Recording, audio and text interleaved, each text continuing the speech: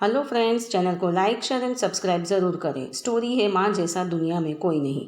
घर में आज सुबह से ही बड़ी चीख पुकार मची हुई थी। ना जाने आज घर में कौन सा हंगामा हो गया था। नरेश की बीवी जोर जोर से चिल्ला रही थी, इतनी जोर से कि आसपास के घरों के लोग भी अपने घरों से बाहर आ गए। दरवाजे के पीछे एक वृद्ध औरत सिकुड़ी सी आंसू बहा रही थी। मुंह से यूं तो एक शब्द नहीं निकल रहा था, लेकिन बहू के ताने सुनकर आंखें रो पड़ी थी।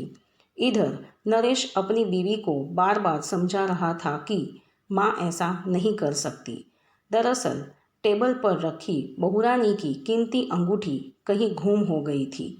पत्नी जोर जोर से चिल्ला रही थी कि ये बुढ़िया वही बैठी थी, इसी ने मेरी अंगूठी चुराई है। बेचारी माँ बेबस सी अपने बेटे की तरफ आस लगा के देख रही थी। शायद यही कुछ बोले। बहुरानी ने तो समाज के आगे इज्जत उछालने में कोई कसर छोड़ी ही नहीं थी। हद तो तब हो गई जब पत्नी ने गुस्से में माँ का हाथ पकड़कर दरवाजे से अंदर खींचा। नरेश का आपा भी जवाब दे गया और उसने पत्नी के गाल पर एक जोरदार तमाचा मारा। अभी 2 महीने पहले ही शादी हुई थी।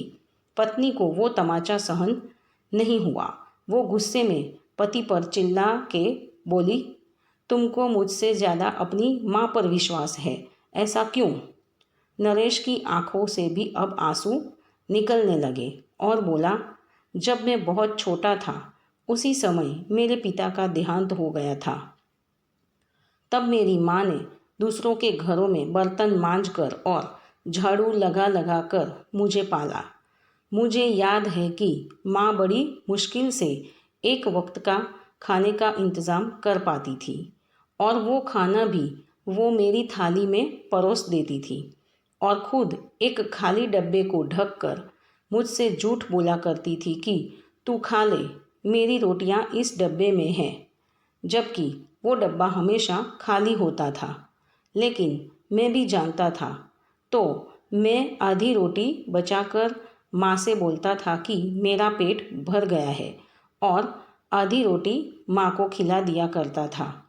आज मैं 2 रोटी कमाने लायक क्या हो गया? अपनी माँ के उस बलिदान को भूल जाऊं? कैसे भूल जाऊं कि माँ ने मेरे लिए ना जाने अपनी कितनी ही इच्छाओं का गला घोंट दिया। तुम तो मेरे साथ अभी केवल 2 महीने से ही हो, लेकिन मैंने तो माँ को पिछले 25 वर्षों से लगातार तपस्या करते देखा है। आज उम्र के इस पड़ाव पर आकर क्या मेरी माँ को एक अंगूठी का लालच होगा?